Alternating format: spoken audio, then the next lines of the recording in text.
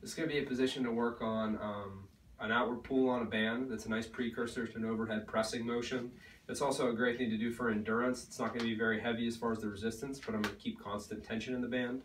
So I'll take the band over top of my head, and I'll start with my hands somewhat close together, enough that when I pull on the band, I feel like I have sufficient tension when I'm about this 90-90 position. Okay.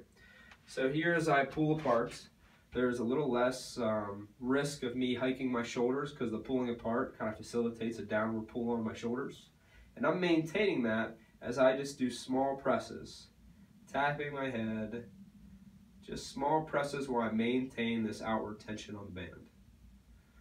So this is a nice way to try and decrease pressure on the top of the shoulder, decrease tension on the top of the neck, because that outward pull should facilitate a little bit more activity in my tricep and into my lat and into my armpit. So as I pull out, this is a nice way to try and diminish that pressure on the top of the shoulder that I may get with an overhead motion if I'm having a shoulder issue.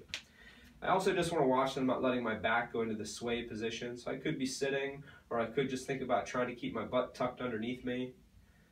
But a nice little basic endurance motion that has me engaging some, the muscles that hold me up as far as my posture is concerned without a lot of heavy resistance, and a nice way to start to initiate an overhead motion with light resistance as a precursor to doing any kind of heavy weighted overhead press.